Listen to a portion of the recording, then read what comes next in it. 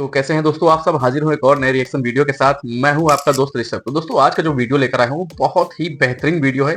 मुझे लगता है आज तक का मेरा सबसे बेहतरीन वीडियो रहने वाला है, क्योंकि दोस्तों वीडियो ही कुछ इतना खास है।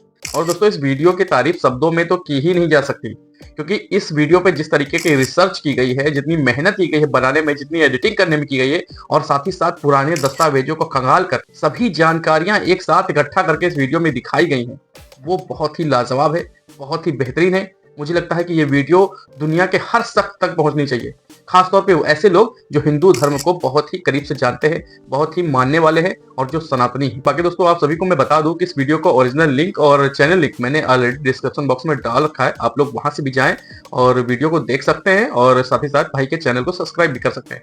चलिए दोस्तों वीडियो चालू करते हैं। 1960s में स्वामी कृष्णानंद सरस्वती रामायण लेके एथियोपिया जाते हैं, वहां के रूलर हेली सेलेसी को गिफ्ट करने के लिए। पर वो इस गिफ्ट से बिल्कुल भी इम्प्रेस नहीं होते हैं। वो रामायण बुक को देखते हैं और बोलते हैं ये बुक तो मैंने पढ़ रखी है, और मैंने क्या, मेरे देश का बच्चा बच्चा इस कहानी को जानता है। इस पर स्वामी कृष्णानंद सरस्वती आश्चर्यचकित होते हैं, सोचते हैं कि कहीं ये राजा रामायण को किसी और बुक से कंफ्यूज तो नहीं कर रहे हैं। अभी वो ये बात सोच ही रहे होते हैं कि तभी राजा के मुख से निकली अगली लाइन स्वामी जी को हक्का बक्का कर देती है। हे सन्यासी महाराज, हम खुद प्रभु राम के पुत्र कुश के वंशज हैं। अफ्रीका और भारत का कॉलोनियल कनेक्शन, जैसे कि 1920 में महात्मा गांधी का साउथ अफ्रीका में सत्याग्रह करना या भारतीय ट्रेडर्स और मजदूरों को खेती के लिए साउथ अफ्रीका जाना, ये सब तो हम जानते हैं। पर हेली सेलेसी का ये कहना कि हम राम के ही वंशज हैं, ये बहुत बड़ा क्लेम लगता है। क्या ये सच है कि अफ्रीकन्स श्री राम के वंशज हैं? अगर हाँ, तो वो खुद को हिंदू क्यों नहीं कहते हैं? और भारत से 5000 किलोमीटर दूर रामायण आखिर पहुंची कैसे? अगर ये बातें सही है तो फिर हमारे हिस्ट्री की किताबों में क्यों नहीं है? या ये पूरी कहानी बस एक व्हाट्सएप फॉरवर्ड है? इन सब का आंसर करने के लिए अफ्रीका में हिंदुइज्म के हर ट्रेस को जानने की जरूरत थी। दोस्तों अगर हिस्ट्री की बात करें तो जिस तरीके से हमारी हिस्ट्री को नुकसान पहुंचाया गया है, जिस तरीके से हमारे यहाँ एजुकेशन सिस्टम रही है, और मैंने भी ऐसे लोगों को पढ़ा है जिन्हें शायद मुझे अब एहसास होता है कि मुझे नहीं पढ़ना था और जरूरत भी नहीं थी। अब आप ही सोचिए कि गजनवी, गौरी, अब्दाली, अकबर, ये सभी जो थे, ये भाई कितने बड़े भारत और भारतीयों के दुश्मन थे, आक्रमणकारी थे, अत्याचारी थे, और न जाने कितने बार भारतीयों के साथ साथ भारतीय मंदिरों को लूटा। अब आप सोचिए दोस्तों कि हमारी एजुकेशन सिस्टम में, हिस्ट्री की किताबों में इन लोगों को पढ़ाया जाता था। तो हजारों सालों से भारतीय इतिहास को और हिंदू धर्म को लगातार नुकसान पहुंचाया जा रहा है, और हर बार ये कोशिश की गई कि किस तरीके से हिंदू धर्म को नष्ट किया जाए। हमारा इतिहास कहाँ मिलेगा जब पूरा इतिहास ही बदला गया है आक्रमणकारियों के जरिए, और उसके बाद अंग्रेजों के जरिए, और उसके बाद अंग्रेजों के शासन के बाद जो गवर्नमेंट्स आई उन्होंने कुछ ध्यान नहीं दिया इन बातों पर, इन चीजों पर कि हमारी एजुकेशन सिस्टम किस दिशा में जा रही है। तो यही सारे मेन रीजन है जिसकी वजह से ऐसे हमारे इतिहास जो है वो कहीं गायब हो गए हैं, और इस वीडियो में जिस तरीके से इकट्ठा करके दिखाया गया है वो बहुत ही काबिल तारीफ है। तो चलिए दोस्तों आगे वीडियो देखते हैं। जिन भी अफ्रीकन देशों में आज हिंदू रहते हैं, उन जगहों पे वो हिंदू कब से रह रहे हैं, कब वो वहां पहली बार गए, और क्या रीजन था उनके अफ्रीका जाने का। पर इन सब रिसर्च में एक बहुत बड़ा चैलेंज था। इतने बड़े कॉन्टिनेंट में आखिर हम स्टार्ट कहां से करें? 54 कंट्रीज हैं, एक एक करके खोजना तो बिल्कुल भी फीजिबल नहीं लग रहा था। पर एक ऐसा अफ्रीकी देश है जिसका स्वामी कृष्णानंद सरस्वती जी से बहुत ही अनोखा सा संबंध है। घाना हिंदू प्रेजेंस वाली सबसे रिसेंट और सबसे इंटरेस्टिंग कंट्री है। इंटरेस्टिंग इसलिए क्योंकि यहाँ के ओरिजिनल अफ्रीकन हिंदूज की संख्या यहाँ रह रहे इंडियन हिंदूज से भी ज्यादा है। इनफैक्ट हिंदुइज्म घाना की फास्टेस्ट ग्रोइंग रिलीजन है, पर ये ग्रोथ इंडियन इमिग्रेंट्स की वजह से नहीं, बल्कि यहाँ के ओरिजिनल घाना के लोग की वजह से है, जो खुद ही बड़ी संख्या में सनातन को अडॉप्ट कर रहे हैं। पर क्यों? सनातन में ना तो मिशनरी सिस्टम है, ना ही हिंदू बनने के लिए पैसे मिलते हैं। एक्चुअली इस ग्रोथ का रीजन है ये घाना के स्वामी धनानंद सरस्वती, जो कि घाना के पहले हिंदू बने। पर जब घाना में इससे पहले कोई हिंदू थे ही नहीं, तो इन्हें हिंदुइज्म की इंस्पिरेशन कहाँ से मिली? क्योंकि इनका जन्म तो एक क्रिश्चियन फैमिली में हुआ था एज क्वेसी एसिल। असल में इस नन्हे क्वेसी को बचपन से एक बहुत बड़ी दिक्कत थी, बहुत ज्यादा सवाल पूछने की। और ये सवाल रहते थे इस ब्रह्मांड, इस सृष्टि के रहस्य के बारे में, इसके क्रिएटर के बारे में।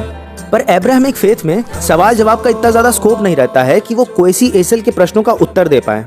लेकिन तभी क्वेसी का एक्सपोजर होता है एक ऐसे पेगन कल्चर से जिसमें प्रश्नों को और ज्यादा बढ़ावा दिया जाता है, where asking questions is promoted।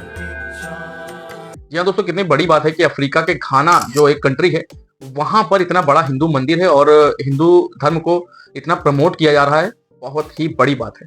और इससे भी पुराने पुराने ऐसी कंट्रीज हैं जहाँ पहले से ही हिंदू धर्म बहुत ही प्रचलित है और वहाँ सनातन धर्म को मानने वालों की संख्या लगातार बढ़ती जा रही है। और इसकी भी कई वजह हैं। जिस तरीके से हिंदू धर्म में क्वेश्चन को बढ़ावा दिया जाता है, किसी भी और अगर धर्म या पंथ की बात करें या मजहब की बात करें, तो एक क्वेश्चन से स्टार्ट होती है और दूसरे क्वेश्चन पे ही खत्म होती है। उसका एक स्टार्टिंग पॉइंट होता है और एंडिंग पॉइंट होता है।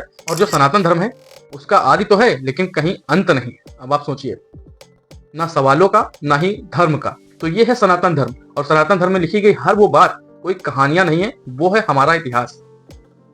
पर कई हिंदू फिलॉसफी की बुक्स पढ़ने के बाद भी क्वेसी की जिज्ञासा शांत ही नहीं हो रही थी। अब कोई नॉर्मल व्यक्ति होता तो वो यहाँ पर रुक जाता और अपनी आम दिनचर्या में व्यस्त हो जाता। आखिर जीने के लिए क्या ही चाहिए, रोटी, कपड़ा और मकान। पर जिनको सत्य खोजने का कीड़ा काट लेता है ना, उनकी दृष्टि इन सब के पार निकल जाती है। और इसीलिए क्वेसी एसल भी निकल पड़े सनातन धर्म की जन्मभूमि, the land of seekers, Bharat की ओर। क्वेसी एसल ऋषिकेश में स्वामी कृष्णानंद सरस्वती जी के आश्रम में आ जाते हैं, जो कि उस समय डिवाइन लाइफ सोसाइटी के जनरल सेक्रेटरी थे। स्वामी कृष्णानंद सरस्वती जी के शरण में आकर न सिर्फ क्वेसी के उसके प्रश्नों के उत्तर मिले, बल्कि कड़ी तपस्या करके उन्होंने दीक्षा भी ग्रहण की और बन गए स्वामी घनानंद सरस्वती। सनातन के विचारों को लोगों तक पहुंचाने के लिए स्वामी घनानंद वापस घाना पहुंचते हैं और राजधानी एक्रा में अफ्रीकन हिंदू मोनास्ट्री और घाना के पहले हिंदू मंदिर की स्थापना करते हैं। ये मंदिर न सिर्फ सनातन का एक मेजर हब बना, बल्कि भाईचारे का एक बहुत बड़ा सिंबल भी बना, जहां पर न सिर्फ हिंदू बल्कि क्रिश्चियंस और मुस्लिम भी विजिट करते थे।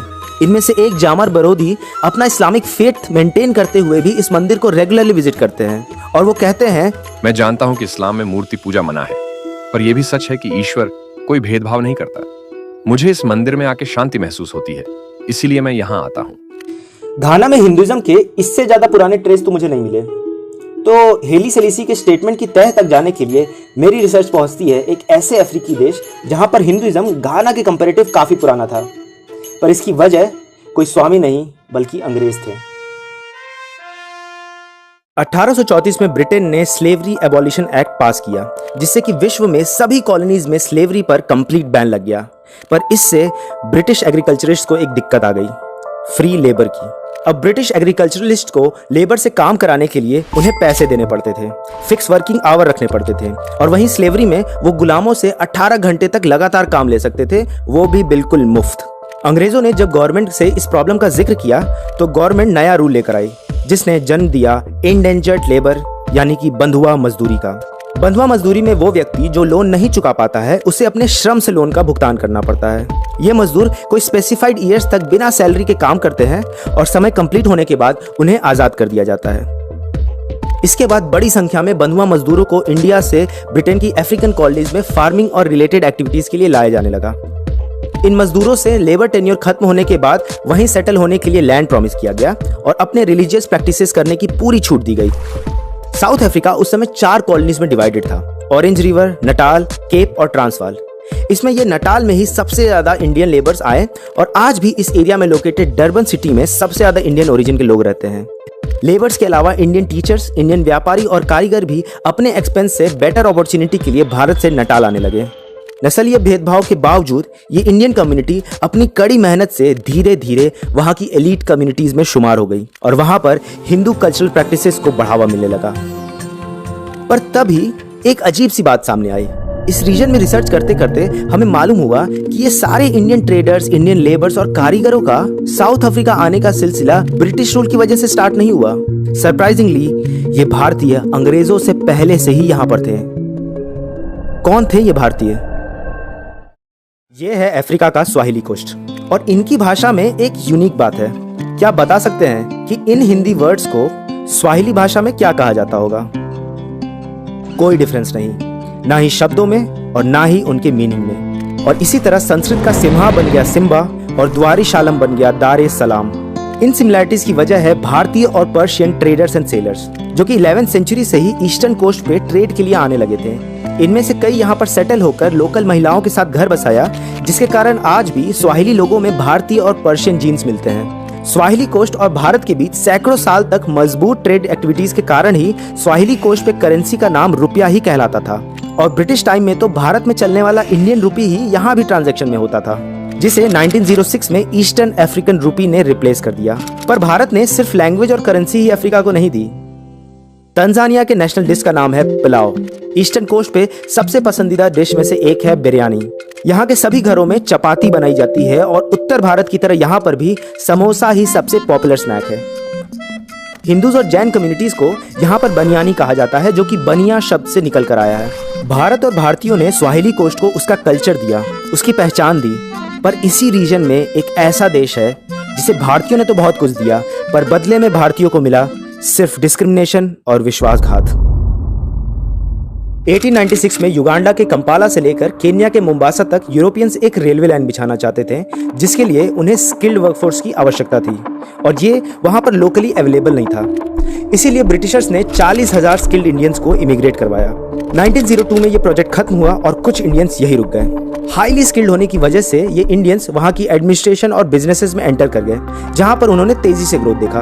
इंडियन कम्युनिटी के एफ्लुएंस बढ़ने से और भी इंडियंस भारत से युगांडा माइग्रेट करने लगे। इस इंडियन कम्युनिटी ने अपना बिजनेस सेट किया और सिर्फ 60 सालों में युगांडा की 90% इकोनॉमी में इंडियंस का कंट्रीब्यूशन हो गया। यानी कि 90% युगांडन इकोनॉमी भारतीय ही चला रहे थे। पर इस ग्रोथ ने एक बहुत बड़ी रुकावट आई। 1971 में युगांडा के जनरल इदी अमीन ने एक मिलिट्री कू से युगांडा की सत्ता हथिया ली। जनरल इदी अमीन को इंडियंस का ये डोमिनेंस पसंद नहीं था और उनके रूल में इंडियंस के खिलाफ डिस्क्रिमिनेशंस चालू हो गए। फाइनली 1972 में वही हुआ जो हिंदुओं के साथ पिछले 1000 साल से हो रहा है। जनरल ने इंडियंस को 3 महीने में युगांडा छोड़ने का अल्टीमेटम दिया। He term this as economic war और इकोनॉमिक जिहाद, जिसके बाद लगभग 80,000 इंडियंस को युगांडा छोड़ना पड़ा। इंडियंस को वहां से भगाकर जनरल ने भारतीयों की प्रॉपर्टीज और उनके बिजनेसेस सब कुछ अपने सपोर्टर्स के नाम कर दिए, ताकि इन बिजनेसेस के प्रॉफिट्स उनके सपोर्टर्स को ही मिले। पर ऐसा हुआ नहीं। युगांडन्स के पास इतने बड़े बिजनेसेस चलाने का ना तो टैलेंट था और ना ही एक्सपीरियंस। इसी कारण दशकों से हाई प्रॉफिट पे भारतीयों द्वारा चलाई जा रही ये बिजनेसेस सिर्फ कुछ ही महीनों में भारी कर्ज में आ गए, जिसका सीधा इम्पैक्ट हुआ युगांडा की इकोनॉमी पे, जो कि पूरी तरह से डूब गई। आनंद फानन में युगांडा को अक्ल आई और 20 साल बाद इंडियंस को वापस लौटने के लिए रिक्वेस्ट किया गया और उनकी प्रॉपर्टीज लौटाने का भी प्रॉमिस किया गया। लेकिन हिंदू फिर कभी बड़ी संख्या में वापस नहीं आए। इस वजह से मेरी टीम को ये पूरा युगांडा पे किया गया रिसर्च वेस्ट ऑफ टाइम लग रहा था कि तभी मुझे ये फोटो दिखाई दी। ये है मामीवता। इन्हें करीब 20 अफ्रीकन देशों में और 50 अफ्रीकन कल्चर्स में पूजा जाता है। हाथ में नाग, चंद्र के सिंबल्स और एसोसिएशन विथ वाटर। ध्यान से देखा जाए तो इनके कैरेक्टरिस्टिक्स बिल्कुल महादेव की तरह हैं। ये अकेला कोइंसिडेंस नहीं है। अफ्रीकन गॉड ऑफ वॉर ओगुन के कैरेक्टरिस्टिक्स भी कार्तिकेय या मुर्गन स्वामी से मिलते हैं। इसी तरह इजिप्ट और नॉर्थ अफ्रीका की गॉडेस आइसिस की डिस्क्रिप्शन और कैरेक्टरिस्टिक्स भी माँ काली जैसी है। फ्रांसिस विल्फर्ड, जो कि 19th सेंचुरी के एक बड़े इंडोलॉजिस्ट और ओरिएंटोलॉजिस्ट थे, इन्होंने एंशिएंट इंडियन हिस्ट्री पे बहुत शोध किया है। इन्होंने बताया कि इथियोपिया के बारे में संस्कृत ग्रंथों में भी कई बार मेंशन किया गया है। यही हम भारतीयों की सबसे बड़ी दिक्कत है। पूरे अफ्रीका में आंसर खोज रहे हैं, पर एक बार भी हमने भारत के ग्रंथों और पुस्तकों की तरफ देखा ही नहीं। यह है विष्णु पुराण के दूसरे अंश के दूसरे अध्याय का पहला पेज। इसमें पराशर ऋषि और मैत्रेय ऋषि के बीच का एक कॉन्वर्सेशन है, जिसमें वो बता रहे हैं कि विश्व को 7 हिस्सों में बांटा गया है। जम्बू द्वीप, पलाक्ष द्वीप, सलमली द्वीप, कुश द्वीप, क्रौंच द्वीप, शक द्वीप और पुष्कर द्वीप। इसमें नॉर्थ अफ्रीका और अरब एरियाज को कुश द्वीप कहा गया है। इंटरेस्टिंगली 2000 BC के आसपास अफ्रीका के जिन एरियाज को पुराणों में कुश द्वीप कहा जाता है, वहां पर एक कुश एम्पायर का एग्जिस्टेंस था और इसी कुश एम्पायर के डिसेंडेंट्स ने आगे चलकर इजिप्ट किंगडम, रोमन्स, एथियोपिया और ग्रीक साम्राज्यों की नींव रखी। भारत और कुशाइट एम्पायर के रिसर्च करने पर हमें एक ऐसी बुक मिली जिसने हमारे प्रश्नों के उत्तर का एक पैंडोरा बॉक्स खोल दिया। इस पुस्तक ने हमारे सारे प्रश्नों के उत्तर दे दिए। आइए जानते हैं इसमें ऐसा क्या लिखा है। इसके वॉल्यूम 1 में भारत और एथियोपिया के रिलेशंस के बारे में माइंड ब्लोइंग एविडेंसेस हैं। बायोलॉजिस्ट थॉमस हेनरी हक्सली ने कहा था कि कुश और भारत के द्रविडियंस सिमिलर रेस के हैं और इस रेस द्वारा रूल्ड एम्पायर भारत से स्पेन तक फैला हुआ है। एंशिएंट ग्रीक टेक्स्ट में एथियोपियन एम्पायर को तो सिंधु से गंगा के बीच में स्थित एम्पायर को बताया गया है। भगवान शिव के नंदी की तरह ही इजिप्ट के भगवान ओसिरिस का माउंट भी एक बुल था, जिनके बारे में कहा गया है, No intelligent Egyptian harmed the bull. It was the symbol that represented Osiris. Any offense to the bull was an insult to Osiris. Therefore, the sacred animals were respected as deities. To injure any bull in Egypt meant death. DD Houston ने अपने सनातन धर्म को आज आप जैसे सनातनी ही systematic तरीके से खत्म कर रहे हैं, पर कैसे? तो दोस्तों ये रही आज की वीडियो। और अगर दोस्तों आप लोगों ने ये वीडियो यहाँ तक देखी होगी लास्ट तक, तो आप लोगों ने देखा होगा कितनी बेहतरीन और नॉलेजेबल वीडियो है। तो जिसकी वजह से मुझे भी, जब मैंने ये वीडियो देखी तो मुझे लगा कि मुझे ये वीडियो काफी लोगों तक पहुंचाना चाहिए, जहां तक कि मैं पहुंचा सकता हूं। और आप लोग भी ये प्रयास करिए, और मेरी रिक्वेस्ट है आप सभी से कि आप लोग इस वीडियो को जरूर ज्यादा से ज्यादा शेयर करिए, ताकि दोस्तों इतनी बेहतरीन वीडियो जो है वो सभी तक पहुंच सके और सभी को ज्यादा से ज्यादा अपने इतिहास के बारे में और जानने को मिले और सीखने को मिले। तो मैं भाई का फिर से धन्यवाद कहता हूं कि जिस तरीके से उन्होंने वीडियो बनाई है इतनी कड़ी मेहनत करके, तो बहुत ही बेहतरीन वीडियो थी। और दूसरी तरफ बात करें सनातन धर्म की, तो आप सभी को पता ही है, पूरी दुनिया को पता है, जो एजुकेटेड लोग हैं, जो बिलीव करते हैं सच्चाई में, उनको पता है कि भाई सनातन धर्म दुनिया का ही नहीं, पूरे ब्रह्मांड का सबसे पुराना धर्म है। और इसके मानने वाले भी लोग दुनिया के पहले व्यक्ति हैं। बाकी मुझे कुछ ज्यादा कहने की जरूरत नहीं है, जो सच्चाई है वो दुनिया को पता है, हमें भी पता है। तो दोस्तों ये रही आज की वीडियो, और मिलता हूं ऐसे किसी एक और नए रिएक्शन वीडियो में। तब तक के लिए आप सभी अपना बहुत ख्याल रखिए। नमस्कार।